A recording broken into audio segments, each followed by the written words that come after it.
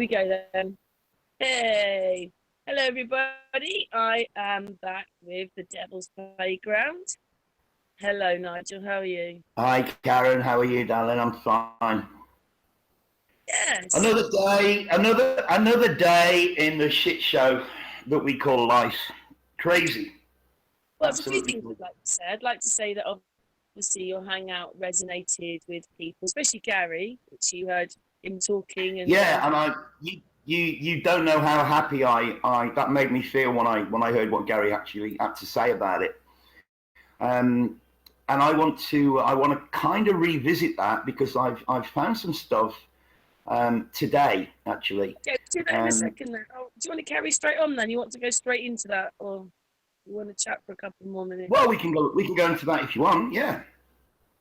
Okay. I think it's important that anybody listening to this podcast that hasn't seen the previous one on the Mandela effect and the Devil's Playground, then I think we should put the link in the description, and then people can go and watch that. Because what I'm going to talk about now, if they haven't seen that video, it's not going to make much sense to them. But for those that have seen that video, it's going to make a lot of sense. It's going to join a bootload more dots. We're going to put a link in the description for an ancient mystic oriental masonry and its teachings, rules, laws, and present usages which govern the order at the present day. Now, I got this from Martin Leaker's channel, and he seems to think that it was written in 1907, but there's evidence in this book that it was actually written in 1878, but it's not that important. It's over 100 years ago. Now, wow. What, if you remember, Karen, what we were talking about in the last one was the connection between the Genesis 1:27 creation, the Genesis 2 Adam and Eve creation, and the Genesis 6:2 the hybrid creation. And we were trying to make some sense as to why some of us are awake, some of us can see the truth of this realm, while we're also witnessing idiots walking around wearing a mask, begging for a vaccine. Well, I think what kind of people they are. What kind of people we are, yeah. Yeah, I think we actually summed that up pretty well. And it's certainly, as you say, it certainly resonated with Gary. I mean, he was blown away by it. And I hope that it resonated with a lot more people as well, because it certainly resonates with all my quote unquote awakened friends that I've got. They're all like, my God, this makes so much sense. Well, the hangout's been going up slowly, hasn't it? So obviously more people have been watching. It's probably your name as well, but yeah, probably. Well, for those that don't know, my channel, my books, I'll make sure that Karen's got all the links. She'll have the link to this book. She'll have the link to my books. I'll make sure that she's got all those so she can put them in the description. But the name The Devil's Playground and my YouTube channel, The Devil's Playground channel, came about because this realm that we live in, this huge theme park that Karen and I are going to throw a load more evidence out later on in this podcast, is what I call the Devil's Playground. So that's essentially where that name comes from and why I use that name. But I'm going to read you a few little paragraphs from this Masonic book that totally connects what we were talking about last time. Now, the first one is on page 10 of this book. I'm only up to like page 60. I only started reading it today, but it's absolutely off the charts. Okay. All right, well, the first one I want to read, so it's quite short. It's on page 10. It's the second paragraph. It says, every soul must, quote unquote, work out its own salvation. Salvation by faith and the vicarious atonement were not taught as now interpreted by Jesus or the Jesus character, nor are these doctrines taught in the exoteric scriptures. They are later and ignorant perversions of the original doctrines. In the early church, as in the secret doctrines, there was not one Christ for the whole world, but a potential Christ in every man. Now, isn't that exactly what we were talking about in the last podcast? I'm going to read you that again. In the early church, as in the secret doctrines, there was not one Christ for the whole of the world, but a potential Christ in every man. Omnipresent divinity. That makes sense. That makes sense. You could be blonde hair, blue eyes in a church, and he could be whatever they want. You got it, yeah. Yeah, you've got it. You've got that spark of divinity because you're connected to the first creation from Genesis 1:27. It goes on to say that omnipresent divinity, and then taught the Christos from the hearts of all humanity in order to deify Jesus, to make Jesus a deity. So again, we've got that connection to the Christos, which is Greek. It's a Greek word, and that's where we get the word Christ from. But Christos means oil, to anoint with oil. So omnipresent divinity, and then taught the Christian from the hearts of all humanity in order to deify Jesus, that they might have a God made peculiarly their own. Masonry does not teach salvation by faith, nor the vicarious atonement. Now, that is on page 10. That absolutely blew me away when I saw that. Now, I'm going to flick to the next one I want to read from is page 19. And this is actually in red. Some of this stuff is in red. But are you sitting down? What does that mean then? It means it's important. It's like the so-called red letters in the Bible. They're trying to highlight them. But I hope you're sitting down. This is going to blow you away. Okay, on page 19 in red, it says, before appearing on earth, man lived in a spiritual world, similar to the one in which he lives on leaving the earth.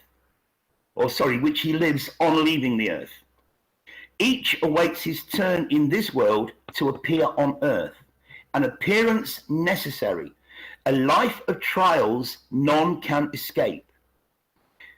The life anterior, which we have all passed through, was, so to speak, a life of nothingness, of childbirth, of happiness, like that which we enjoy on our exit from the earth. But this happiness cannot be comprehended. Now, again, I'm like, whoa, this is crazy. But it all connects with what we were talking about a week ago. I'm going to give you the page numbers so you can pull these up. So the next page I've gone to is page 25. And this connects some dots of stuff that you and I were talking about earlier on in the week. The cradle of the symbolism used in all masonry is placed by many of the best authorities in that country which they believe was first inhabited, i.e. the plateau of Tartary, and from there transmitted to this generation by the sages of India, Persia, Ethiopia, and Egypt. We are not indebted to either ancient Egypt or either religion or masonry, but to America. It is a fact that at Memphis, Egypt, is the pyramids. Under the guidance of the kings, the mystic rites of masonry were worked many thousands of years ago.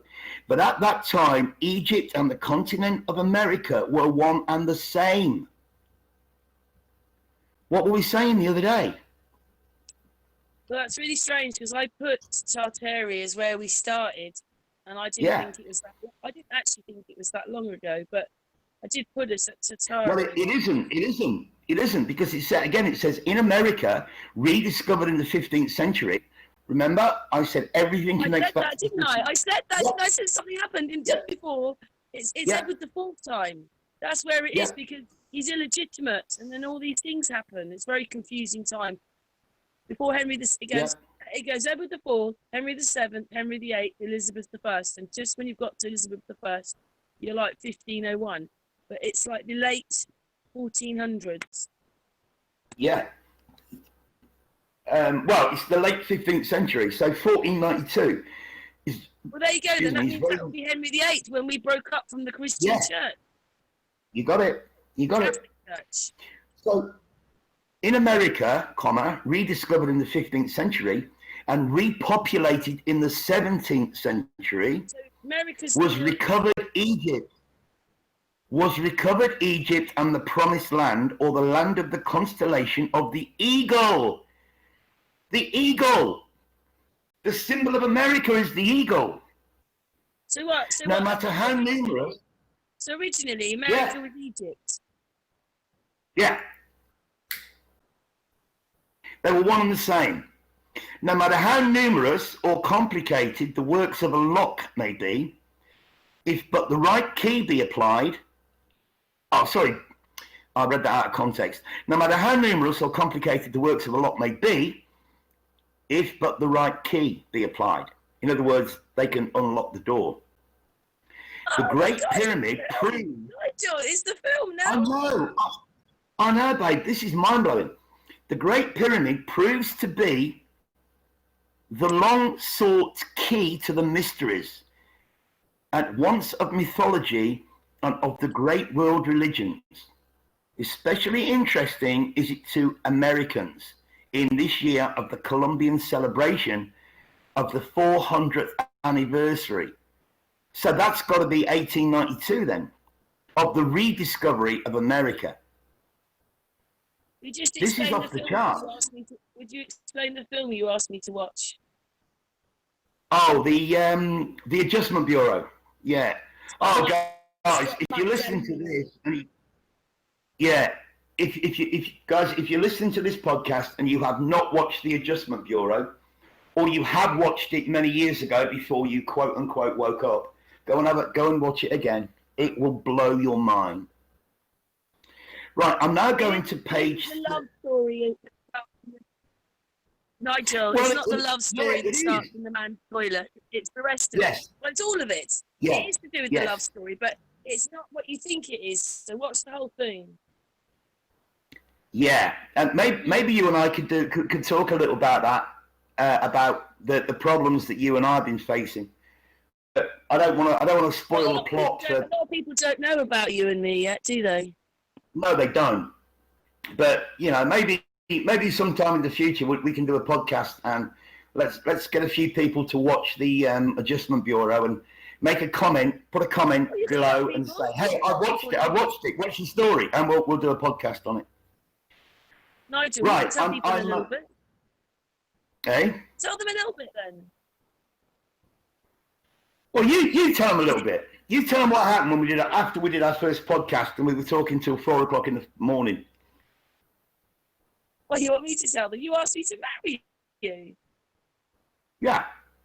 And what did you say? I said yes. Right. Now, what were we talking about? Think about this. What were we talking about on that podcast? We were talking about Genesis 6:2. The sons of the Elohim, which were quote unquote small g gods, because they were created in the image of the Elohim, saw that the daughters of Adam were fair and took them for their wives. Well, how did they do that? Did they just go and say, hey, will you marry me? Yeah, okay, I'll do. Okay, so we married. They didn't go and have a ceremony or go to a registry office or get a bit of paper to say that they were legally married. So I thought, well, shit, if they can do it, why can't you and I do it? So we did. But we don't like all that ceremony. It means nothing. We've both been married with the ceremony and the legal document. It means nothing. No, it doesn't. It doesn't. The heart means everything. Whatever it is between you and me. So that's why that's what happened. Exactly. And anyway, what it's saying is I'm yours now. yeah. And vice versa. But when you watch the Adjustment Bureau and you see how many obstacles have been put in the way of these two people coming together, And then if Karen and I were to tell you about the obstacles that we've experienced, I tried to get her to download a particular chat app, which she managed to download but can't open, so we can't connect there. We've both got Skype, but we can't connect on Skype. She's tried downloading Zoom, but we've had no success with that. And everybody, you know, loads of people are using Zoom. It just seems that every other... Well, the only reason I think it's working on this one is the fact that I gave you this link before, for the first hangout. Before we got married, yeah. Yeah, before we were just friends. Yeah. So that's why this one works. Yeah, but nothing else works. You, every time you mention something, you get thrown off, don't you? Yeah. Nothing else works. We've not been able to connect in any other way other than Hangouts, and that's because you had this Hangout. Text message, but we won't be doing. We'll only be texting on there, won't we? It's not like we'd be calling. Well, yeah, but that's just like, you know, that's just like to check. Hey, are you up? You know, are you? Because we've got an 8-hour time difference between you and I. And just for fun, guys. Nigel, where's the place? Where's the what? Where's the place that we picked? Where's the place that we picked to link up? What was it called? Oh, WeChat, right? No. Where's the place that we're going to meet each other? Somewhere where we've never been before. Yeah, but what was the country called? You've just been talking about it. Egypt. There you go. Isn't that crazy? Yeah. So just for fun, guys. I mean, I don't know when Karen's going to put this out, but as we're doing this, it's my Sunday night at 8:30. It's Karen's Sunday morning at noon 30, so 12:30 in the afternoon. And so she kept me up talking. What about the date as well? That's another thing that you like. Oh, and the date today, yeah, 7/11/2020, which adds up to 11/11. Yeah, but we can do a whole podcast on number 11. Oh God, it'll blow you away. But anyway, she kept me up talking last night until 4 a.m. So when I got up this morning and we connected again, I kept her up till 4 a.m. just to get me home back. Anyway. Oh, so nice of you. Well, yeah. Well, all's fair in love and war. Right, I'm now going to page... War. There's no war. No war. I know, I'm joking. Right, we're now on page 30 of this book, and at the top of the page, again, it's red. And again, they're talking about Egypt, they're talking about the pyramids. And it starts off, it says, of this there can be no doubt. The pyramids were built by Atlanteans, long centuries before Egypt was a civilized country. Why then were they built in Egypt instead of some part of what is now America? Because Egypt was then the center of the earth, and the Atlanteans, with their vast knowledge, sought the center, for that will stand as long as time. So how did America become Egypt then? Don't know yet, but America and Egypt were essentially one and the same. The Egypt that we know now was, I mean, you've got to remember, Kaz, there was 3 Egypts. There was Upper Egypt, Lower Egypt, and Middle Egypt, and they all had. Upper Egypt is England. Upper Egypt. Don't know. I don't know. But it is. It's got to be because of the pyramid, Silver Hill. I'm telling you, we're Upper Egypt. Okay. There you find me up. What I do know is that Upper Egypt, Lower Egypt, and Middle Egypt each had a flag. One was red, one was white, one was blue. Now, how many flags? Griffins. Those are the Griffins. Yeah.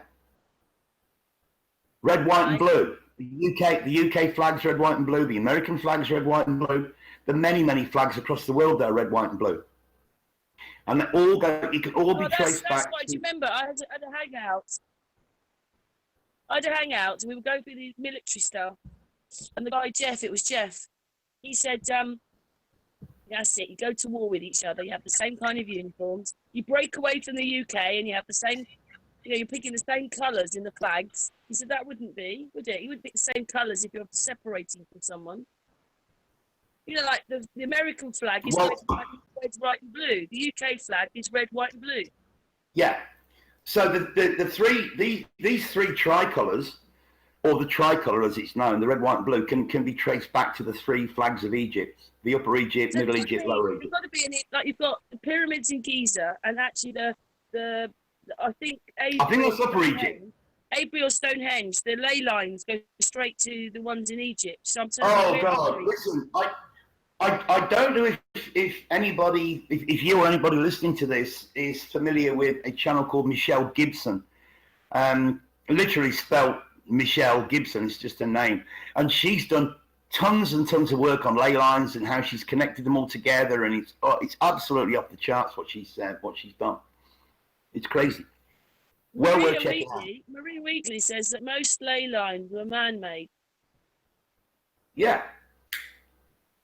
But you've got us up the top, America and Egypt. So yeah, that must be it. Yeah, well, America and Egypt were joined at the hip. They were one and the same. But you never know that, though, would you? Well, it's not just this book that says that. I mean, I've read that in other texts as well. All right, so let's move on. We're now on page 45. At the top of page 45, we're back to black ink now. In the 3rd degree, the candidate impersonates Hiram,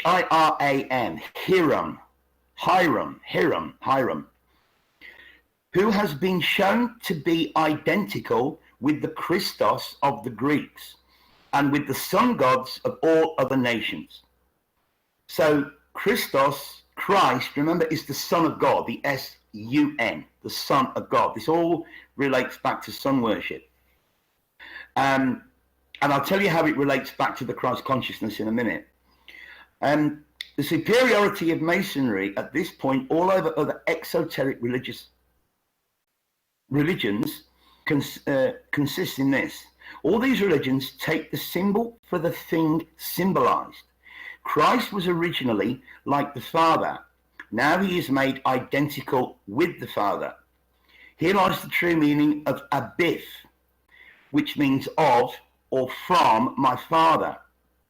So Hiram Abith was the original, what we would now relate to as being the biblical Christ, but a long time before the time, or what we taught is the time of Christ.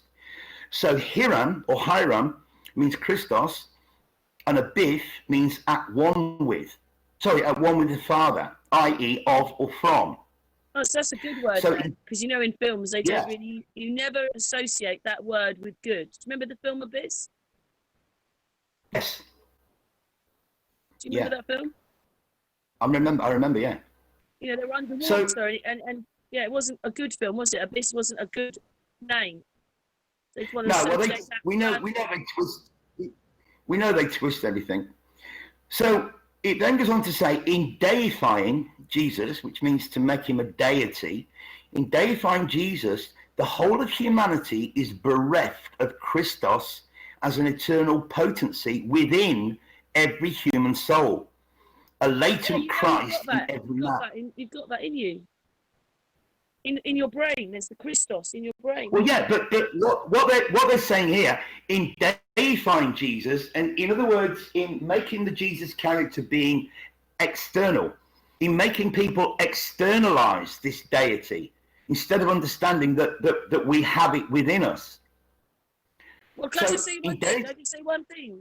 One thing, we had a hangout with Charlie Freak channel, which you might be interested in. I'll give you the link to that one. He says that the Bible's all about yourself, and basically crucifixion is where you get to the shoulders, where you've got to get from your shoulders into your brain. That's all it is. That's what crucifixion means. Okay. It doesn't mean to crucify, but nail someone up on a cross. It means I've listened to a lot of Charlie. I've listened to a lot of Charlie Freak, and I'm not sold, not completely. He does talk a lot of decent stuff, but I'm not sold. I'm just saying. So I'm going to repeat that in deifying Jesus. In other words, in making Jesus become the God, the external, the whole of humanity is bereft of Christos. Means it doesn't have Christos. Bereft means lack of. Okay, it's an old English word, but if you're bereft of something, you don't have it. it, right? You quite simply, it means you don't Okay. have it. So humanity is bereft of Christos as an eternal potency within, and they've highlighted the word within, every human soul. A latent Christ, in other words, asleep, a Christ that's asleep in every man. So in thus deifying one man, they have orphaned the whole of humanity. And this is why it goes on to say, on the other hand, Masonry, in making every candidate personify Hiram or Hiram, has preserved the original teaching, which is the universal glyphic. So what they, I mean, this is probably before Okay, Freemasonry. in English layman's terms, what does Right, that mean for people listening in? What does that mean? Okay. No, that's okay. What they're basically saying, and this is probably written before Freemasonry was totally corrupted. There was still a few decent guys in there. So what they're saying, on the other hand, Masonry is making every candidate personify Hiram, is to be like Hiram Abiff, thus preserving the original teaching, which is universal. You are God. You are Christ. You have the Christ consciousness. You have that spark of divinity within you. This is what Masonry was teaching their candidates, was teaching their members. Exactly what I was saying last week when we did our last podcast. Is that why churches are brought in? Is that why churches have been brought in? Well, churches, they're all fake, because what they're doing is they're making you or teaching you. Touch Jesus, can you? In a church, he's somebody so totally separate, and you can never touch him. You can think of him. He's up there on the. He's always they've got a picture above the altar, whatever it is. He's not in you. You're looking at it. Yeah, but what churches are doing, babe? They're teaching you to, or teaching people to externalize the internal. If the Christ is within. You know, and like I said last time, you know, the biblical Jesus says, "Know ye not ye are gods? The kingdom of God is within you." You know, this is exactly what that passage that I've just read from what he says we're teaching our candidates. That's exactly what they're teaching them. Mm. That the Christ was within. Now, last week I also told you about how the God of the Bible, Yahweh, Jehovah, whatever you want to call him, is a murdering, bloodthirsty, horrible POS. He says here, Jehovah was jealous, he was vengeful, he was vindictive. He tolerated no rival in the broad expanse of the cosmos. It's telling you here, backing up what I was saying last time. Jehovah was jealous, revengeful, vindictive towards the evildoer. Well, it depends on your perception of evil. But he tolerated no rival in the broad expanse of the cosmos. This is why you shall have no graven image. You shall only worship me, because I want your worship. I want your energy. Now, that's on page 49. Now, the last page that I'm going to touch on for now, because I really haven't got past page 60. So, you know, I'm sure we can do another one on this. How many pages have you got to read? Oh, it's 198 pages. Right. Right, now what this one is talking about is the Solomon's Temple, the Temple of Solomon, and it says, okay, I'll just read the paragraph. It's number 65 on page 56, which is interesting because that's 11. The symbolism is fitted to ideal relations rather than to actual existences or historical events. Sol on represents the same deity in 3 languages, and the biblical history is an allegory or myth of the sun god. There is no reliable history of the construction of any such temple at Jerusalem, and recent explorations and measurements have greatly altered the dimensions as herefore given. The real temple, referred to from first to last in Masonry, as in all ancient initiations, is the tabernacles of the human soul. Talks about tabernacles in the Bible. Then he goes to red text. He said, it is built, indeed, without the sound of hammer or any tool of iron. It is like, brackets, made in the likeness of that other spiritual temple, not made with hands, external in the heaven. For the old philosophy, Kabbalah, teaches that the immortal spirit of man is the artificer of the body and its source of life, that it does not so much enter in as overshadow man, while the soul, the immediate vehicle of the spirit, inhabits the body and is dissipated at death. The spirit is immortal, pure, and forever undefiled. It is Christos, or Hiram, however you want to pronounce it, the mediator between the soul or physical man and the universal spirit. They call it the Father in heaven. Again, that goes exactly to, connects exactly to what I was saying last week about body, mind, and spirit. Sorry, body, soul, and spirit. Well, I bet you were soul, reading all that, weren't you? I'll just read you that bit again. The soul, the immediate vehicle of the spirit, inhabits the body and is dissipated at death. That means it just floats away to nothing. The spirit is immortal, pure, and forever undefiled. It cannot be corrupted. The soul can be corrupted, but the spirit can't be corrupted. It's immortal. That goes from page 56 to page 57. All right, so it's our spirit that goes on, not our soul. Yeah. The soul is dissipated at death. Remember that in last week when we were talking about Genesis 2, the creation of man, which was the second creation, the Adam and Eve creation, God made man from the dust of the ground. He wasn't God, it was somebody from the first creation that made man from the dust of the ground, blew breath into his nostrils, and the man became a living soul. So that POS that committed the first, or what we know as original sin, by recreating the Elohim's initial creation, created the body and created the soul. So the soul, once you die, the breath leaves your body, that is no longer, that dissipates, that's gone. But the spirit inhabits, the spirit is immortal. Let me just go back to the end of page 56. I think it's the other way round, whether it's the spirit that stays We in talk, the soul. it's the other way around, yeah. So the old philosophy, brackets Kabbalah, with a K, teaches that the immortal spirit of man, the artificer of the body and its source of life, that it does not so much enter in as overshadow. So the spirit doesn't, it's connected to your soul. Your soul enters the body, but your spirit overshadows the body. So the soul is the immediate vehicle of the spirit, and the body is the vehicle of the soul. I know this is getting quite deep. The soul, the immediate vehicle of the spirit.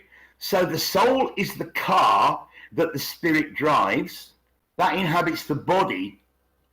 So the soul, do we need a soul or do we need a spirit in order to drive the car, which is our body? Because what it's saying here is that the spirit inhabits the soul. The soul... That happens at birth. Yeah.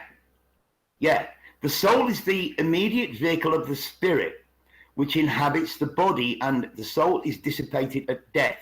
The spirit is immortal, it's pure and forever undefiled. It is Christos, it is Hiram. It's the mediator between the soul or the physical man and the universal spirit, the Father in heaven. So this is essentially back, and I hadn't seen this before we did our podcast last time, but this just validates everything that I was saying last time. Now, as I get further through this book, well, I'll go on. Whoa. Well, what I was going to say was... A lot of us are looking for those links that no one else is telling us, so you've just given us more... Well, nobody else is finding these links. Nobody else is making these connections, which is blowing me away. I'm not saying, look, I've got it, but what I'm saying is I have made the connections that a lot of people haven't made, and so far nobody's been able to debunk it, and I've had nothing but positive remarks, like, from Gary. Gary was just one. But as I get further into this book, I'm going to try and get through it during the week, and I'll make notes on various pages, and I'll take all you guys listening to this. I'll take you through the next section. But the link to the book will be in the description under the video, so you can. It's right there online, so you can go and read it for yourself. And in the bottom right-hand corner, there's a headphone symbol. I'm sure if Karen's got the picture on the screen, you'll see it. If you actually click that headphone, you can just lay on the couch and have this automatic robotic voice read it to you. But yeah, wow. It's so weird, because I think everybody thinks it's the other way around. It's the soul that goes on, and it's your spirit that's here. No, it's the spirit. And that, again, I think we touched on this last time. And your spirit goes on. Well, the spirit is breath. Spirit is wind. The spirit is. That's why it says, in Genesis 1, in the creation story, I forget the exact words, but when it talks about darkness was over the face of... You know why they can't with America, though, don't you? Because we're supposed to think that the Americas only happened in the 1700s, but it didn't. Yeah. Well, it goes way back. And is that why where it says Christopher Columbus called them Indians? Because he thought that they were the Indians out in India, not the Indians... Well, the Red Indians. You know my views on Christopher Columbus, babe. I don't think he existed. I mean, CC, but Christopher Columbus, he's been put in there to ruin it. He's been put in there to ruin it. Yeah. It was nothing to do I with think it was nothing to do with the shape or anything like that. It was something else which they've covered up. I think the only thing Christopher Columbus discovered was that he discovered he was lost. He hadn't got a clue where he was. He's a book. But again, that's a whole other story. But yeah. So getting back to the go on. Christopher Columbus, people say, is a book. Probably is, yeah. Well, it's like William Shakespeare. Everybody thinks William Shakespeare existed. William Shakespeare was John Dee. He was the advisor to Queen Elizabeth I. He was her astronomer, astrologer, magician, whatever you want to call him. And the only reason that he created William Shakespeare was... Is that why when we look at... I told you, when I looked at Queen Victoria's son, he doesn't look English. He looks like he's got a different coloured skin. He's very dark skinned. And you told me, who was the Queen related to? Well, they're all Phoenicians. They're all the scum. They're all the bad guys. But what they wanted to do, you see, it was John Dee's idea to create the British Empire. Now, how can you do that? How can you spread English throughout the world? Well, you've got to make it. The Bible came out in 1611. We're going back to 1580 something, which was around the time of quote unquote Shakespeare. The Bible came out in 1611, although the King James Version came out in 1611. You had Shakespeare, you had Jane Eyre, who was the female counterpart, and all these. If you understood Shakespeare, you were well read. You were considered to be almost aristocracy. So they used the Bible and they used Shakespeare and they used Jane Eyre to basically spread the English language. So basically, the Tartari was in America anyway. So that we had that in this other hangout with Jeffrey. Yeah, but we don't really know what language they spoke, because I think English is the language of the Phoenicians. Now, I've traced English back, and anybody can go online. If you go and look at early English, like what they tell us was the 12th century, and you read it, you can't understand any of it. You might understand the word on, you might understand the word us, and the word and. But apart from that, you will not understand any of it. If you move forward to the 15th century, then you will start to understand a lot more words. So it certainly looks like that English was introduced in around that time. Again, on Christopher Columbus, babe. I don't think he existed. I mean, you know, CC, No, but Christopher he's been Columbus, put in Captain. there to ruin it. He's been put in there to ruin it. Yeah, It was nothing yeah. to do with I what think shape you were. It was nothing to do with the shape or anything like that. It was something else, which they've covered up. I think the only thing Christopher Columbus discovered was that he discovered he was lost. He hadn't got a clue where he was. He's a book. But again, you know, that's a whole other story. But yeah. So getting back to the go on. Christopher Columbus, people say, is a book. Probably is, yeah. Well, it's like William Shakespeare. You know, everybody thinks William Shakespeare existed. William Shakespeare was John Dee. He was the advisor to Queen Elizabeth I. He was her astronomer, astrologer, magician, whatever you want to call him. And the only reason that he created William Shakespeare was... Is that why when we look at... I told you, when I looked at Queen Victoria's son, he doesn't look English. He looks like he's got a different coloured skin. He's very dark skinned. And you told me, who was the Queen related to? Well, they're all Phoenicians. They're all the scum. They're all the bad guys. But what they wanted to do, you see, it was John Dee's idea to create the British Empire. Now, how can you do that? How can you spread English throughout the world? Well, you've got to make it. I mean, the Bible came out in 1611. We're going back to 1580 something, which was around the time of quote unquote Shakespeare. The Bible came out in 1611, although the King James Version came out in 1611. You had Shakespeare, you had Jane Eyre, who was the female counterpart, and all these. You know, if you understood Shakespeare, you were well read. You were considered to be almost aristocracy. So they used the Bible and they used Shakespeare and they used Jane Eyre to basically spread the English language. So basically, the Tartari was in America anyway. So that we had that in this other hangout with Jeffrey. Yeah, but we don't really know what language they spoke, because I think English is the language of the Phoenicians.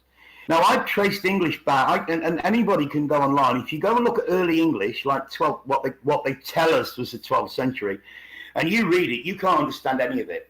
You might understand the word on, you might understand the word us, and the word and. But apart from that, you will not understand any of it. If you move forward to the 15th century, then you'll start to understand a lot more words. So it certainly looks like that English was introduced in around that time, the 15th century. Now, where it gets even more interesting, now, you know that you've got an accent, right? Mm-hmm. Well, I don't think I've got much of an accent, but go on. Well, you don't, but you and I don't talk the same. We don't talk with the same dialect or the same. You've got the accent. You've got the accent, Nigel. Well, yeah, you think I've got an accent, and I think you've got one because we don't talk the same. Well, you know, you can go to London, mate. How you going? All right, mate. How are you? You can go to Liverpool, and that's great. They talk completely different. You know, you and I both used to live in Devon back in the 80s. All right, my birdie, how you been? How you be doing? Right? And Berkshire is the Ruurs. You're a Ruhr in Berkshire. Yes. Yeah. But not, I told you, didn't I? If you went to Reading, there's an accent there. If you go to Woodley in Reading, there's an accent there. If you go to Hungerford, which is up the road from me, there's an accent here. Thatcham has its accent. And then when I went to Froxton and Ramsby, I noticed that they also had accents. Everybody's got a different. It's different as you go. Well, anybody in the UK listening to this podcast is gonna know, are going to understand exactly what we just talked about the different accents. Now we call them dialects, but a dialect is not an accent. A dialect is a language. Now, one thing that blew me away since living in China is every town or every area has got its own language, its own dialect, a local language, as well as Mandarin. right? Right. Now, it wasn't until 1957 that they started teaching Mandarin across all schools in China, and basically made everybody learn Mandarin. So you grow up in Reading, you would learn your local language, your local dialect, but you would also have to learn English. Now, the original English that we know of back in the kind of the 15th century was London language. So in the same way that China basically made everybody learn Mandarin, Mandarin is Beijing local language, and everybody in the country needs to learn it.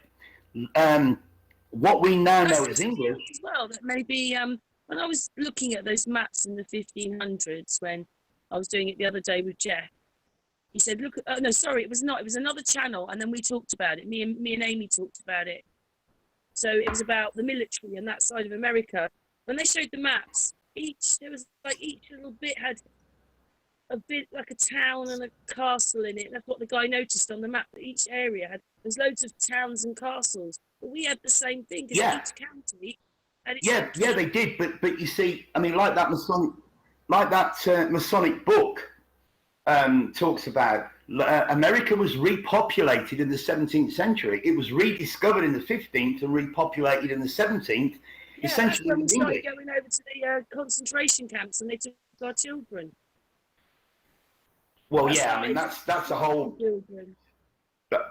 that's a whole other rabbit hole. But what I'm trying to get people to get their head around is that they tell us there are 44 different accents or dialects in the UK or in England, and so at one time there were 44 different languages, just the same as the Welsh language is completely different to English, and the old Celtic Scottish language is completely different. So London had their own language. Birmingham, yeah, I'm all right, lovely. Pop round on Thursday, I'll put the kettle on, we'll have a nice cup of tea. They had their own language. And they're all now long forgotten. That's Birmingham. Birmingham, oh great, hey, lovely. And you know, I was born and raised in Coventry, which is like 20 miles from Birmingham, and I don't talk anything like a Brummie, nothing like one at all. So, so essentially, what I'm saying is, over the generations, all these previous dialects have died out. They've long been forgotten, but the accents remain. That's why everybody talks English. They talk English, but with a different sound, a different accent. We call them dialects, but they're not, because dialect is a language. What do you reckon about the Welsh then? Because Welsh is older than Latin, so they say. Welsh is very, very old, and yeah, and so is Irish. You know, Ireland's got its own. Ireland's got its own language, and I'm sure Martin said in a podcast a while ago. I could be wrong, but I'm pretty sure that he said when he was at school, they were actually forbidden from speaking Welsh. They were punished if they spoke Welsh in the classroom. They could only speak Welsh at home with their mum and dad and their family. They dare not speak Welsh in the classroom. So, you know, this was all done by design. It was done by force. All these languages were essentially taken away from local people, totally eradicated, and that hasn't happened in China. Now, you know, you've got where I am in China, in this town, they've got their local language. So if they were talking to somebody, let's say in Shanghai, somebody here was talking to somebody in Shanghai, and they were both talking in each other's, they were both talking in their respective local dialects. They could not understand a word they said. The written language was the same. That was standardized a long time ago. But the pronunciation of words and the pronunciation of sounds is completely different. So what the Chinese government did back in 1957 was they standardized it. So, you know, like our parents, for argument's sake, would not have been at school in 1957, right? So they, you know, had, if you relate that back to English, then they would have had to learn English after they left school. The same as, you know, I got friends here that are the same age as we are, and their parents had to learn Mandarin after they left school because it was never taught in school. Didn't start until 1957. I knew something happened in the with Edward the Fourth, though. I just did, because I told you, I asked Abe, because I wanted to actually, once I realised myself, I started looking at videos, but everyone I looked at, it was like being on a, I can't explain it. They were going, and this happened, and that happened, and that happened, and they came in, and then you listen to another one, and they say something. They might say some of the same people, but there'd be other people. And it was just like, I said to Amy, can you go and listen to a few of those videos and tell me if you can make sense of what anybody's saying? And she said she couldn't, because it was just so. Oh look, there's two that I have trouble with. I used to have a mate when I lived in Derby. It was back in the days when we used to have we used to go to a pub quiz every Tuesday night, and he was a full-on Geordie, right? And he was really, really difficult to understand. And then when I was in Australia, I met a couple from Glasgow, and I could understand her, but I couldn't understand anything that he said. When he was talking to me, his wife had to interpret, even though he was talking English. I'm like, no, I didn't get that. And then his wife, in a less strong accent, she would tell me what he said. I just couldn't understand it. And he was from Glasgow. So they're the only two that I have trouble with. All the others I can understand, but they're all different, as you know. You live there. Yeah. You know, they all sound different. All about the Egypt bit being in America, though. Yeah, I know. Well, you've done a lot of research on that. When we were talking the other day, you were talking about that. But that's why I pulled that page up. It's on page 25. You can read all about it. You know what's really annoying? Tartary, Egypt. I asked Brian Forrester the other day if there was any pyramids in North America, and he said, I don't think so, but there obviously is. Oh, there's pyramids in China. There's pyramids here. There's pyramids all over the world. But you can't see them. They're overgrown. They won't let you go near them. Why doesn't this talk about Persia and that side? They're talking about the West, aren't they, really, in all this? Well, pretty much. But it seems like up until the 15th century, it seems that everything was a lot more connected than it appears to be today, or at least the way it's portrayed to us or told to us that it is today. And when was this document you're reading from? When was that done? Well, I was told, as I say, I got it from Martin's channel. He kindly provided the link, and he said that he thought it was written in 1907, but there's a lot of stuff in there that's dated like 1878. I made a video. What it was is that it was Billy Zig. He found this picture of all these people standing there, and they've all got these costumes on. We couldn't work out the time, but it's about then. There's loads of them all dressed up with their headgear on. They look rather more sort of Russian-y in that, but there's about 200-300 people in this picture, all with headgear on, all looking like princes and princesses. Well, yeah, Tartarians. I mean, you know, I see it in China. I see the remnants of what Anatoly Fomenko calls refers to the 12 tribes of Israel, because there are people here who are quote unquote Chinese, but they look different. Their skin color's different, completely different. You know, there's some that are as white as you and I. There are others that have got a slightly yellow complexion. Some that have got a deeper yellow complexion. Some that have got a brown complexion, like a chocolate brown complexion, or a milk chocolate brown complexion. And then there are others that have got a really, really, not quite what you would call, you know, like a black person, but pretty close to it. Isn't that the same in America? Because a lot of the black people there think they're actually black natives, so they're the original. Don't know. I've not done the research into that, but you know, but I get people here that will say to me, "Oh, that guy's got dark skin because you know, he's a farmer, he's worked in the fields all his life." Well, hang on a minute. I got the same thing in my class at school with a group of 15-year-old kids. They've all got a different colour. Well, not all, but you know what I mean. You can see the 5 or 6 different colour or complexion colours in a group of kids that are 15 years old. So they spend all their time in school. So they're not out in the fields working. They're not getting a suntan. So no, that argument don't stack up. Nigel, with what you've read so far, what does this mean to you with all your research? With America, Egypt, Tartaria, the whole thing, what does it mean to you with what you've been doing? It means, according to my own research, and according to, I don't believe anything anymore. I don't even use the word believe. It's got lie right in the middle of it. But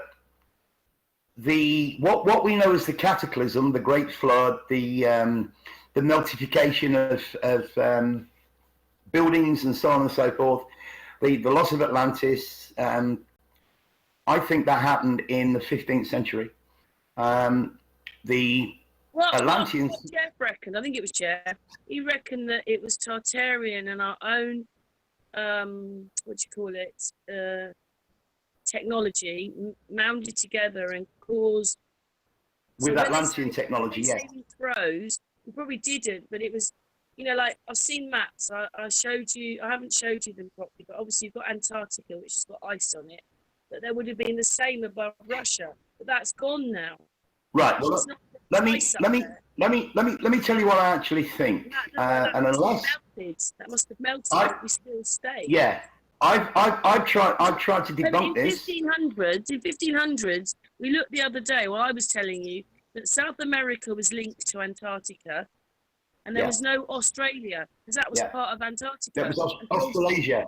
It was all Australasia. Yeah. And it flooded. Yeah. And then it flooded, and then you've got Australia. You've got, obviously, Trouble was saying that she felt that Australia was linked to Malaysia and up towards China, but that got flooded. Yeah. So obviously this water came down. So when they say we froze, they're not talking of thousands of years ago. They're only talking of. We're talking 500 years ago, in my opinion, according to my research. Now, one thing that I've not been able to prove is whether or not the Great Cataclysm, the one that caused the meltification, melted rocks, melted. We had another flood in the 1830s as well. Right. Well, hang on. Let's go back to the 15th century for a minute and the loss of Atlantis. There's one of two things happened, and neither can be proven, right? But there's two things in the air. One was that the cataclysm was natural. The other one was that the Atlanteans caused the cataclysm by accident, because we know they had got great technology. We know that they were far advanced than anybody is today. And even, I think I told you, even Helena Blavatsky, who, she was a Luciferian, but she wrote a lot of good stuff. She wrote a lot of sensible stuff. And even she says in her books that the Atlanteans are evil people. She doesn't use the word were. Everybody wants to find Atlantis and be all happy and think that's wonderful. Do you think that's Tartaria again? No, that's the Tartarians. But the Masons believe that some Atlanteans lived in what we know as Egypt / America at the time, but not all, because America wasn't Atlantis. Now, if the Atlanteans have got this awesome technology, and sorry, I'll just repeat that in case you missed it. Helena Blavatsky does not say the Atlanteans were evil. She says they are evil. That's a big difference. It's the whole of where we lived. Oh my goodness, what's the name of the people? What were we just talking about? Tartarian. Atlantia. No. Atlantis was not Tartaria. They were separate. They both had their own different technology. It's Atlantis where we're living now. Is the whole thing Atlantis? No, Atlantis is gone. Atlantis is under the sea. Atlantis is beyond the Pillars of Hercules, which are in Antarctica. So these Atlanteans that survived the cataclysm came into our part of the realm. They were rescued by Europeans. They came in on boats. They're maritime people, and they have subjugated us. This is why we're all under maritime law, which is why our English language is all connected to water. You have a baby, you give birth. A ship docks in a berth. When a ship docks in a berth, it has to provide a manifest. Manifest means to appear. When you're born, you manifest into this world. We have words like citizenship, membership, friendship, relationship, all these words that end in ship. This is all Atlantean. I know Now, you might not like this right. I know you might not like this right now, but what did I call you the other day? I said maybe you're a shaman. yeah, I don't know. I don't want to put a label on me. I mean, I've just done thousands upon thousands upon thousands of hours of research, and I've researched the research of people that have researched the same topic for 30, 40 years, and all I'm trying to do is put everything together, and it's finally starting to make sense. So let's just say we don't know if the cataclysm that happened, the Great Deluge, the meltification of buildings and rocks and everything else happened in the 15th century and was either caused naturally or it was caused by the Atlanteans. I actually think it was caused by the Atlanteans. That's just my gut feeling. I don't think they did it on purpose. I think they were screwing around with their own technology and they fucked up. Simple as that. And when they invaded our realm, they understood that Tartaria, they had got their own technology as well, which was free electricity, or what we know today as Tesla technology. I mean, he didn't invent jack shit. He just back engineered the Tartarian stuff. So the Tartarians have got benevolent technology, and the Atlanteans had got their own technology. It's disgusting that they covered it up, though, isn't it? The whole thing. And what they did when they got into this realm, they had, when Atlantis sank, they pretty much lost everything, but they still had, those that came here still had the knowledge of how to recreate that technology because they understood it, they knew how to do it. So what they tried to do, they took the Tartarians to Antarctica then is because really it's Atlantis. Probably. Well, no, Atlantis. Well, they say it's not there anymore, but it's beyond Antarctica. I told you, didn't I? If you went to Everest and someone said this went on forever, you would believe them. And also, like the Andes is cold, and you've got like the Alps. If they take you to three areas that look like the Alps when it's in winter, the Andes. And then I mean, look, you're starting to. That doesn't mean it does it? It just means there's maybe 100 miles of cold, and then there could be a beach the other side. Yeah, who knows? But I think what then happens. Everest is in a really hot country, but if you took people to Everest itself, that area, you're going to think this could go on forever. It doesn't. Well, ever rest. To rest forever, ever rest. What I'm trying to say I'll come back to that. I'll come back to that in a minute.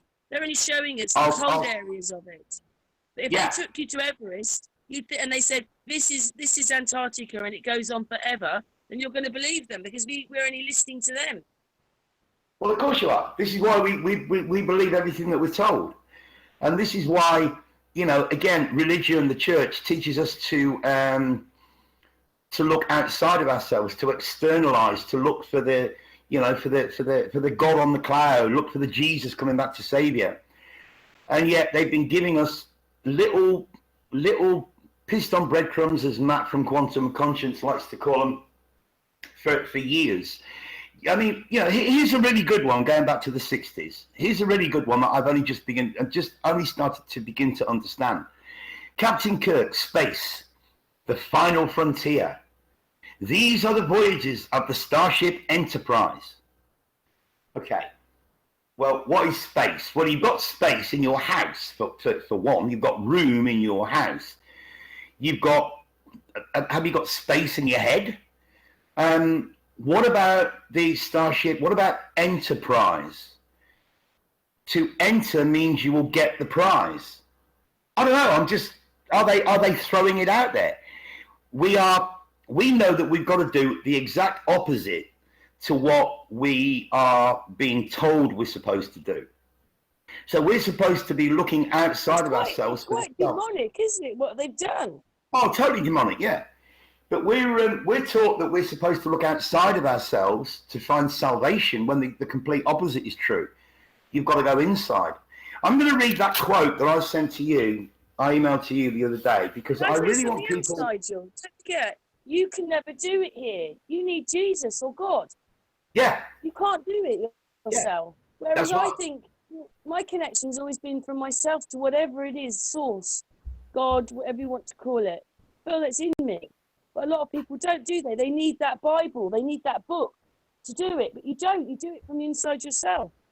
No, you don't. What you need is the exact opposite. And people need to understand as well. I mean, we're gonna get onto fakery in a few minutes, but we are taught that everything comes from without. It comes from outside of us rather than from within. And this realm is all about materialism. It's all about money. It's all about my house is bigger than your house and my car's newer than your car and all that nonsense. So we chase this. You know, in America, they call it the American dream. It's a dream because it's a fantasy. And really and truly, again, what we're doing is we're saying we don't have enough within ourselves. We haven't got what it takes. We need to go out and earn money, which is all fake, and do this, that, and the other in order to satisfy ourselves. So we've got to go out and we've got to find what is good for us. But it's got to come from without. Now that quote I emailed to you the other day. I'm going to read it because I want people to try and get their head around it. I'll read it as it is, and then I'll go through and explain it for the younger people listening that might not know. It says, "Man should not seek what is good and true for himself. He should seek what is good and true in and of itself." So in other words, it's saying don't go out and seek what you think is good and true to satisfy your own ego, to satisfy your own wants, because what you want and what you need are completely different things. What it's saying is go out and seek what is good and true in and of itself. So go and find the things that are inherently good. They are inherently true because they're going to be good for everybody. They're not just going to be good for you or your own selfish, satisfying needs. That blew me away when I came across that. Absolutely blew me away because it was so powerful. Oh, and also the timing that we've met each other is quite incredible, isn't it, with all this? The what, sorry? So the time that we've met each other is all of this as well. Yeah, this is all Adjustment Bureau. This is all, well, actually, no, that's not Adjustment Bureau because the Adjustment Bureau are trying to stop it. But yeah, the timing is just off the charts. It really is. I mean, it certainly proves to me beyond any shadow of a doubt that there is some kind of, once you become awake, once you realize that the biblical Jesus, when he said, I am in this world, but I'm not of this world. And that is exactly what I virtually read to you when we were looking at that Masonic book. That's what they were saying, that we are in this world, but we are not of it. In that red part, which talks about being born, we're born into this realm. We have no choice. It's part of our growing. It's part of our experience. It's part of our journey, if you like. And all we can do along the way is hope to meet like-minded people who are, who we can connect with. It's like we were chatting this morning, and what was I saying about? I'm so glad that I wasn't this awake like 30 years ago when I was in my 20s, because I think I'd have had a miserable life. I really do. I don't know about that. I've always felt I told you yesterday, I always felt that I've been quite awake, but obviously more information. And you've not been as awake as you are now. No, I told you I don't think I've had the happiest life. I don't think anybody has. Right. Well. Had you been this awake when you were 21, how much more miserable would your life have possibly been or potentially been? I mean, that's speculation, but it's certainly something that I feel is quite profound. I mean, there's nothing that shocks me anymore. Nothing. I mean, I know exactly what this realm is. I know exactly what I'm here to do. I know exactly what I'm here for. And by God, I'm going to make it happy. I'm going to make the rest of my life the happiest it's ever been. And you're going to do the same. and we're going to do that together, and we know we can do it because we're pretty much at the same place, the same level of awakening. So we should regret nothing. You know, there's a question that came up in something at school the other day that I saw, and it said, would you rather die at the age of 20 with no regrets, or die at the age of 50 full of regrets? And if you don't have any regrets, then you've not lived. You've not experienced anything if you have no regrets. Right. Do I have any regrets? Looking back, no. Not now. Not now I'm awake. No, I regret nothing. Even the not bad things that I did, but even the mistakes that I made, or what I would reflect on now and call a mistake, looking back upon my life, always with a sense of shame. That was a song, wasn't it? And I've got no regrets, not anymore. But I made those mistakes because I was learning and I didn't know what I was doing. There's an old saying in English, it says, an error does not become a mistake until you refuse to correct it. Right. So shall we move on for the good people listening? Shall we start talking about fakery? Well, we're going to play a little video now, aren't we? And then, yeah, after the video. Yes. So, oh, yes. That one that I sent you the other day. It's like, guys, it's like 45 seconds, but it'll blow you away. I promise you, it will blow you away. Okay, then. So, on to fakery. Right. Okay, so we got the video. We've done the video. So now blown my mind. You've blown my mind because I've told you these dates, which I saw, and now you've just brought them all up with that document. Yeah. Yeah. You know, I don't make any claim without having evidence to back it up.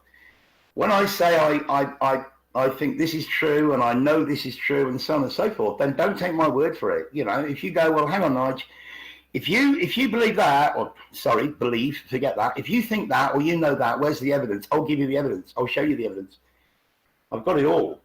But I don't want to make this podcast into a 4-hour podcast and present all the evidence. I mean, people can listen to the last one we did, get their head around that, and then if they haven't already, and then when they watch this one, like Gary, you know, Gary's going to watch this. Just before we get on to the bit about lies, just before we get on to the bit about lies, what's your take on the fact that America was Egypt, or one of the Egypts? Well, what it says there was that Egypt and America were one and the same. They were the same thing. So whether they were connected or whether America was, quote, Egypt, it doesn't say. What it says is that Egypt and America were one and the same. Wow. And nobody would put that in there, would they? Well, there's, again, it's Natalie Fomenko. The Americans say, well, our link to Egypt. They don't say that, do they? No. But I can't remember the name. Who was the... Oh, God. Do you remember Christos? Do you remember that song he made years ago called Don't Pay the Ferryman? Don't pay the ferryman till he gets you to the other side. The ferryman was the guy that used to ferry the dead. And Fomenko asserts that these were Tartarian kings or Tartarian emperors or whatever you want to call them who died, and they were buried in Egypt. They were mummified and they were buried in Egypt because of the climate. Oh, that reminds me of the Vikings. Right. No, I'm not sure. I'm not sure about the Vikings, but there was some. What they told us about the Vikings. Oh yeah, the Norsemen on the boats. The Norsemen. I think they were all Phoenicians. I think that all of them. They were all Phoenicians. But what this particular one, the ferryman, when a king or emperor or prince or whatever, an important figure in Tartaria died, his body was mummified because it was a long trip, a long boat trip to Egypt for this person to be buried, and they didn't want his body beginning to rot and smell along the way. So they mummified the body and they took it to Egypt. and that's where it was buried. Because apparently, due to the climate in Egypt at that time, there was actually less chance of the body decomposing. So what they believed in, whether or not they believed that thing could be resurrected or brought back to life, I don't know. But this is why all these so-called pharaohs have been found in Egypt. They all came from Tartaria. They were all Tartarians. And Anatoly Fomenko, people can go online and just go into Anatoly Fomenko. He's a revisionist historian. You know what, Nigel? It's definitely the devil's playground, isn't it? Oh yeah, yeah. I've read a lot of Fomenko. I mean, if you actually sat down and read Fomenko's work from beginning to end, it would take you a year. 12 hours a day for a year at least. He's got reams and reams and reams of it. I haven't read it all, but I read quite a lot of it. And a lot of what he says makes perfect sense, but he's not what you and I would call awake. He still thinks we live on a spinning ball and so on and so forth. So he's correct on a lot of or he appears to be correct on a lot of what he talks about, because a lot of what he talks about is connected with research that I've done from other people. But he's not, he's not spot on about everything, but he's well worth a look, and if you've not come across him or read any of his work, then yeah, it's actually amazing. It's profound. Oh, you must be pleased to have found this document, though. I know it's come from Martin, which we are trying to get a hangout with as well, because obviously But well, Martin, you got to remember that. I mean, Martin's got a lot of subs, and he gets a lot of emails. A lot of people send him stuff. Yeah, I know. I'm always happy if I get a hangout with him. Yeah, and I think somebody must have sent him this book and said, "Hey, take a look at this," and he did. He said he'd read it twice. So he read it once, and then he listened to it the second time. It's 198 pages. So it's not, it's not a quick read. I mean, it's not going to take you a week to read it, but it's not a quick read. And he was highlighting a few bits, so I grabbed the link and I started going through it today. And I as I say, I'm only on page 60, and I just made notes on, on the things that jumped out and hit me, because they were making a connection with exactly what you and I were talking about, this time last week, or pretty much this time last week when we did our last podcast. And then you sent me the Gary video, the podcast that the conversation you were having with Gary, and he was telling you how much that information connected with him, and hey, you've got to do another chat with that guy in China. So when I think when Gary watches this and he listens to and sees what I've presented in that book, that's just going to blow his mind. Don't you worry, I was sending Gary this link as well. Right, he's going. All it's going to do is just going to cement the information that I presented last time for not just Gary, but hopefully a lot of other people as well. But I just think it gives it more validity. That, hang on a minute, those people out there that watch that podcast and think I'm talking out my arse, well, no, I'm not. And this Masonic book or book on Masonry proves beyond any shadow of a doubt that I'm. We're all frightened. Oh no, they're Masons. Oh no. I mean, I know it's been taken the wrong way, but this was a good thing. This was over 100 years ago. I mean, the Masons have been infiltrated, for a long time by the Je suis with the T on the end people. It's annoying, though, isn't it? Because everything that's right is wrong now. When it was right, but it's all wrong now because of what they've done. Yeah. Yeah, I've been reading. That there's a set. All I hope is after the election that everybody wakes up and realizes what a bunch of idiots they are and what's happening. Yeah, well, they won't. They're too scared. There's a bunch of Masonic periodicals. They're a monthly magazine that go right back to 1873. Now I've been going through them again. I think I've already sent you the link. If I haven't, then I'll send it you again. And that's another link that you can put in the description on this podcast. for anybody to go and have a look. It's all online. You can download them, you can print them off, you can do whatever. And you've got 1873, and there are 6. I think it started in July. So you've got July, August, September, October, November, December. And it goes from 1873 right the way across to, I'm not sure, I can't remember if it's 1901 or 1907. I knew. I just knew. No, nothing's that long ago. I mean, in these periodicals, they're talking about masonry in what they consider to be Egyptian times. You know, this is going back to in 1236. Is that why the houses have the pillars? You know, is that why houses what? Is that why the houses have the pillars? What's to do with masonry? Well, basically they adopted it. It's very, very deep and convoluted, and people can read this stuff for themselves, and you can pretty much start anywhere, and you're going to find a lot of it is just drivel. It's just all fluff and nonsense, and it's talking about how good we are and how wonderful we are and how we do this and how we do that.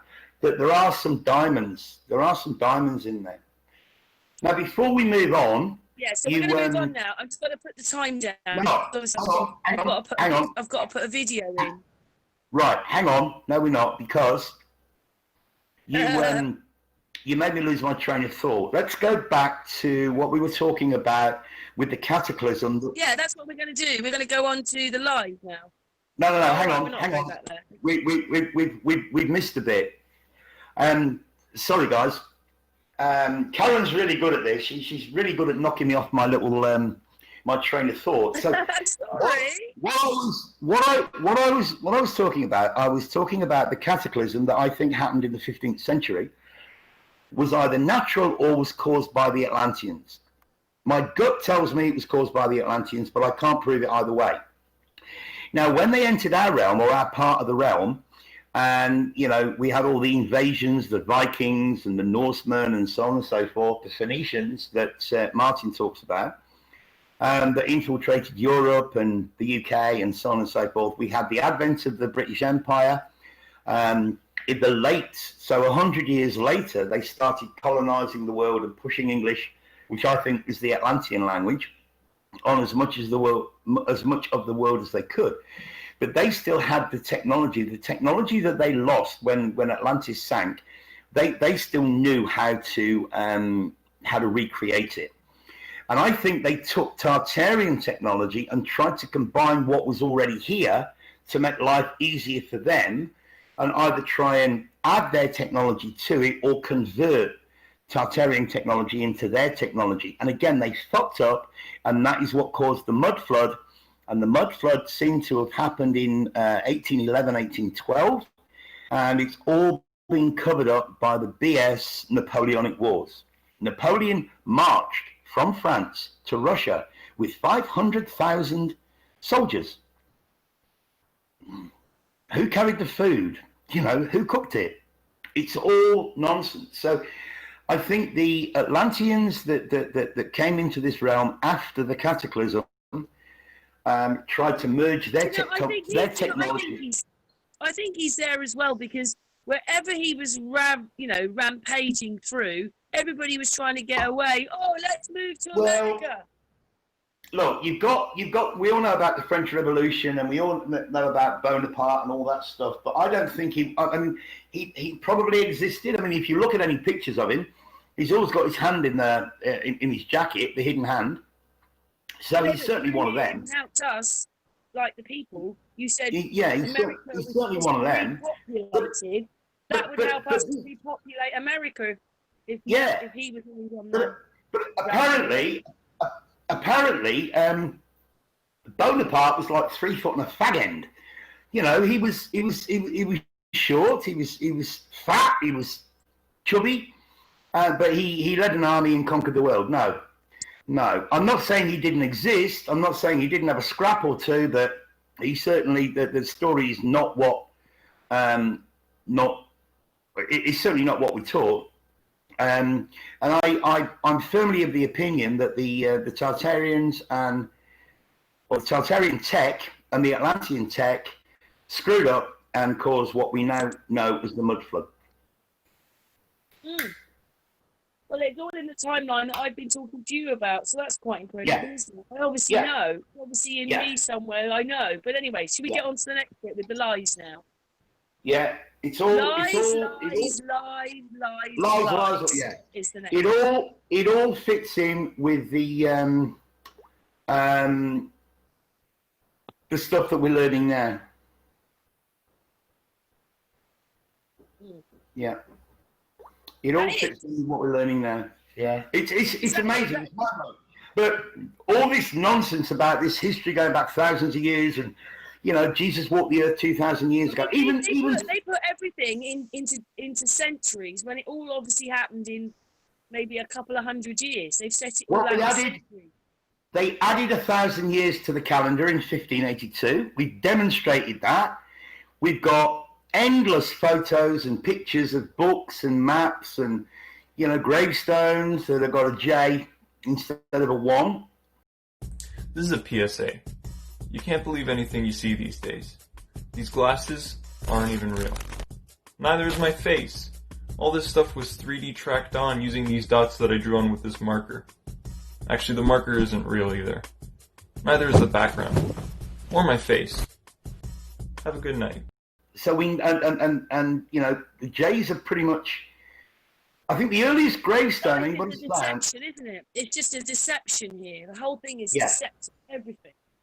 Yeah, and that goes back to what I said last week about Jesus. There was no J in the English language until the 16th century.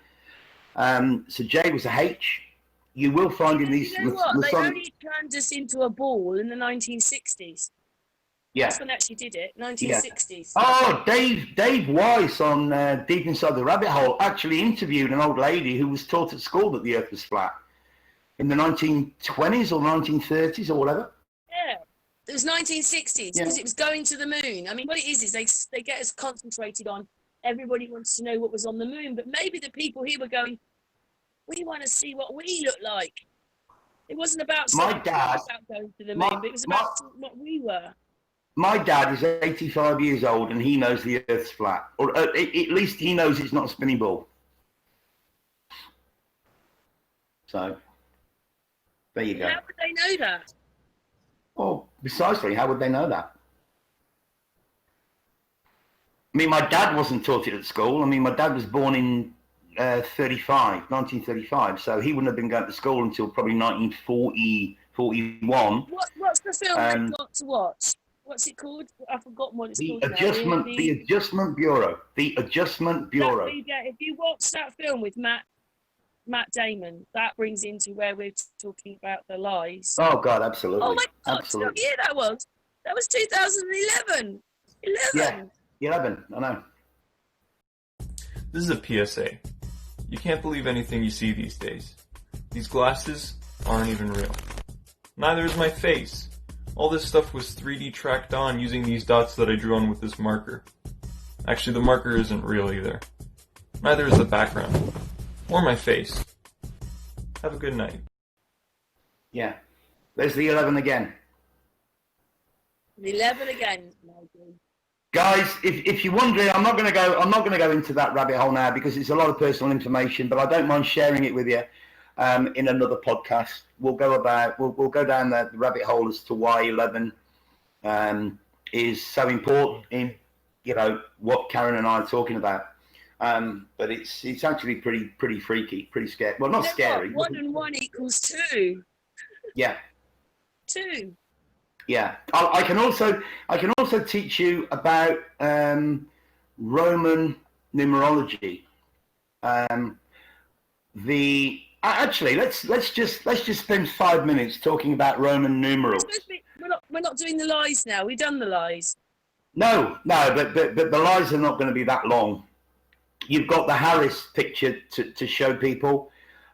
You've got the video again that you've already shown, but you can show that again. We know that money's fake. The lies. Well, you sent me a document, right, saying that basically practically every actor is wrong and they're either women or men or the other way around. Yeah, well, you can throw that up as well, and you can run that by people. I mean, there's a few people on that list that I'm not quite sure about, like David Icke, for argument's sake, but Oh, sorry, Mr. Ike. You better edit that out. Sorry. The person whose first name begins with D and second name is spelled ICKE. He's on that list. He's Gary Newman. Yeah. I always thought Gary Newman was quite effeminate. He used to wear lipstick and eyeshadow and shit, didn't he? I don't know. It's just everything is confusing. Why does everybody look like everybody else?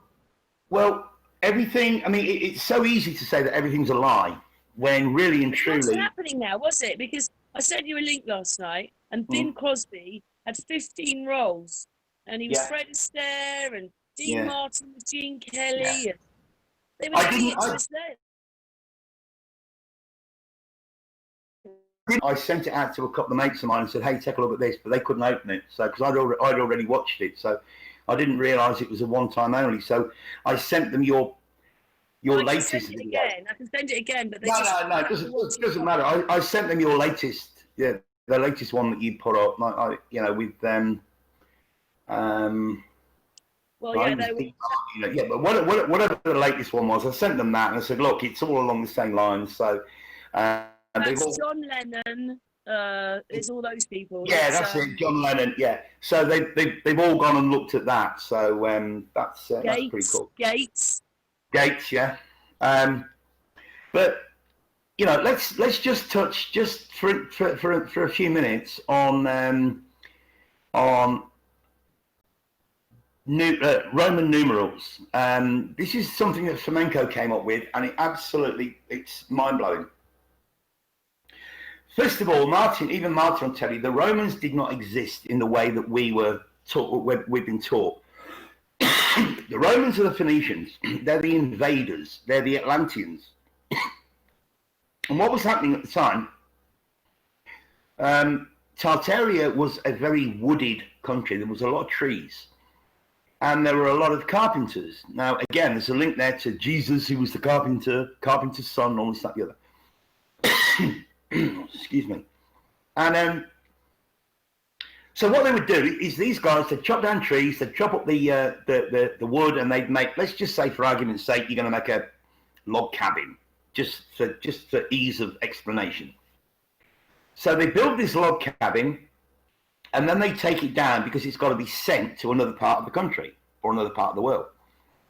So how do you know which piece goes where? So you mark them. You mark them with an axe, which is why Roman numerals are an axe mark for a 1, 2 axe marks for a 2, 3 for a 3, a V for a 4, VI for 5. V for 5, VI for 6, VII for 7. VII was 8. Now IX would be 9. But depending on which side of the log or which side of the piece of wood you'd be looking at, that could be 11. That could be an XI or an IX. It would be confusing. So your 9 was not an IX. It was a VIII. Then the X was 10. Then the XI was 11, and so it went on. And they were all made using an axe. That's where what we know, or what we call Roman numerals, that's where they originated. They're all axe marks made with an axe. Wow. Now, let's go back one step. There are 7 Roman numerals. They are M, D, C, L, X, V, and I. M is 1,000. D is 500. C is 100. L is 50. X is 10. V is 5. And I is 1. And Nigel, where do you see them a lot? You always see them when they put them on films. Yeah, you see them on films. You used to see them on the BBC. Now, the interesting thing is 1,000 plus 500. So your M is 1,000. 1,000. Add them up with me. D is 500, so we're now at 1,500. C is 100, so 1,600. L is 50, so 1,650. X is 10, 1,660. V is 5, 1,665, and I is 6. And that brings us to 1666. We know they added 1,000 years to our history in 1582. So delete the 1,000 years and you have literally got the birth of the beast system, which was in 1666. Now in 1665, according to his story, there was the Great Plague of London, where all these people were dying, and you know, this plague was spread by rats. And of course, this year we've got the Lyras, and this happens to be the Chinese year of the rat. There's no connection there, of course. Sorry, I'm nothing to see here. Please move along. And then we had the Great Fire of London in 1666, which, if you don't know, started at a bakery in Pudding Lane. A bakery in Pudding Lane, okay, and burnt down a lot of houses, a lot of property, destroyed a lot of property, and they say, oh, it wiped out the plague. Now, for those people that don't know their geography, London is essentially built on the River Thames. So the way a lot of people escaped the Great Fire of London was by boat. They jumped in their boat and they went down the Thames and they escaped and they survived and they never returned. Do you believe this is real though, as well, or is this fake history again? No. This is the origin of what we know as the SAMFU Trust. So what happened? All these people fled London. They fled the fire, and they never returned. So once the fire was all over, a lot of people had no idea who owned what. So the government stepped in. They created a trust, and they put all this property, all this material wealth, into what is known as the SAMFU Trust. This is a whole new rabbit hole that we'll do a whole new podcast on. This is just basically an introduction. And from then on, we had the straw man, the birth certificates, the fake name, and all, you know, that complete rabbit hole. If people that are listening to this, if you've not gone down that rabbit hole, it's a completely amazing rabbit hole to go down. But Nige, the Bible came out in 1611, and that talks about the mark of the beast being 666, and now you're saying that it's all connected to the year 666, or what we know as 1666. Yes, because it was all planned well in advance, and everything that we're seeing today has been planned well in advance. And if you don't know that by now, well, you really shouldn't be listening to this podcast, because you're way out of your depth. And I don't mean that disrespectfully. We haven't got time to teach baby truthers, you know, people who don't know, they're not on board with this, or they can't understand what we're talking about. We don't have time to teach you from kindergarten. Go out and do your own research. But essentially, the year 1666. We don't have time, do we? Because they're going to put us in the New World Order. Well, we're in the New World Order. Oh, we've been in the New World Order since 1666. That's when it was created. That was the birth of the beast system, because the year 1666 is the year 666. That is when the SAMFU Trust came in. That is when we went into maritime law. That is when maritime law became law, basically.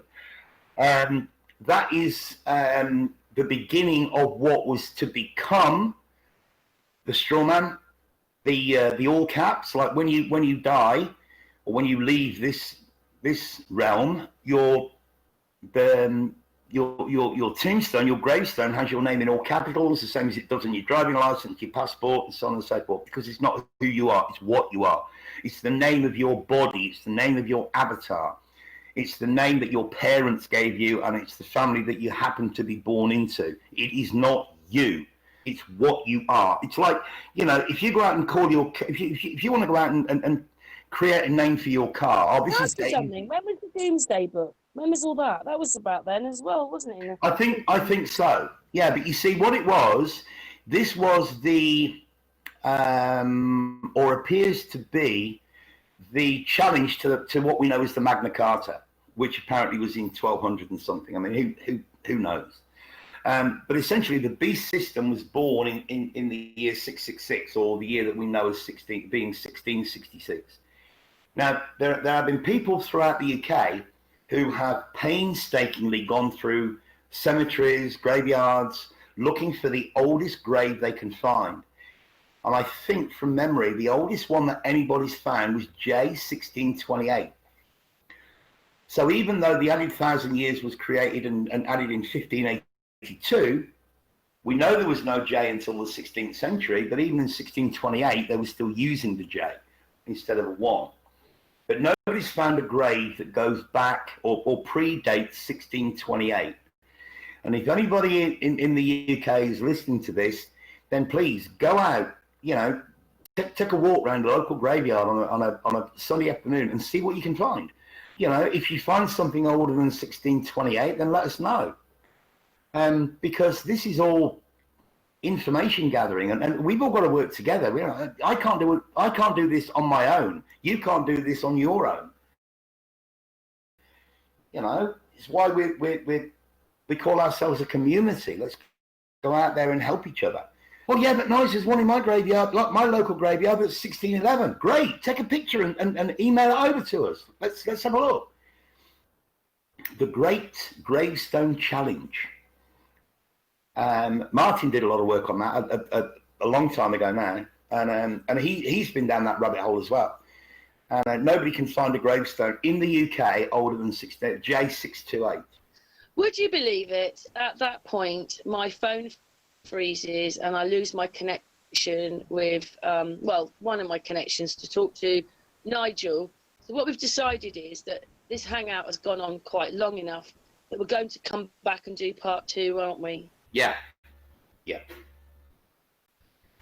I think we've got to, because this hangout's gone for 1 hour and 45 minutes, which we haven't even basically got to the point that we wanted to talk about, which is fakery, and how this whole realm is completely 100% fake. So I think we're going to have to do a part 2.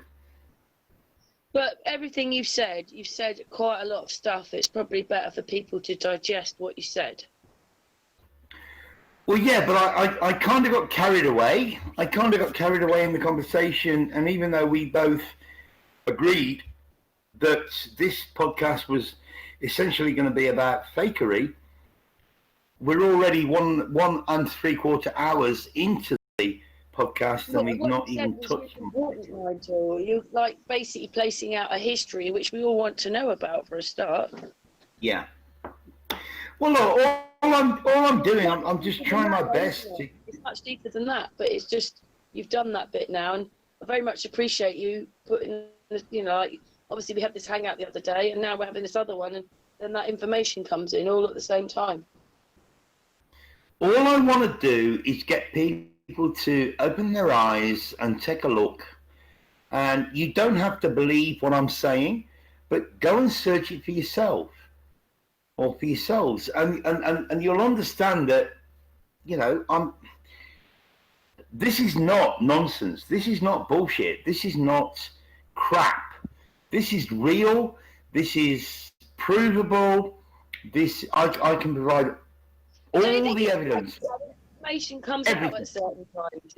It was like with 9/11, you learned this, then there was thermalite, then there was that, then there was something else, and all these bits of information come out, and that's what's happened with you. You were talking about it the other day, and then you come across this document, which is reinforcing what you said the other day. It kind of puts a timeline on things, which is what I told you about. I thought it was about the 1500s. It was coming up to the 1500s, and it was. Well, it was the 15th century. The 15th century was when basically everything happened. Yeah, the cataclysm, the biblical flood, everything happened in the 15th century. The arrival, and they put 1,000 years on it, or they've just disjointed the whole thing because they don't want us knowing the truth. Well, even about Freemasons. They added 1,000 years in 1582. The King James Bible came out in 1611, and then you have the Shakespearean, Jane Eyre,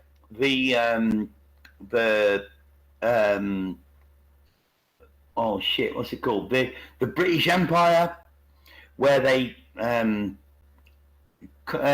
took over Canada and America as America, Australia, New Zealand, and all the other islands and places around the world. It all goes back to the 1600s, all of it. The invasion that happened, we were invaded by the Atlanteans. They took this realm over.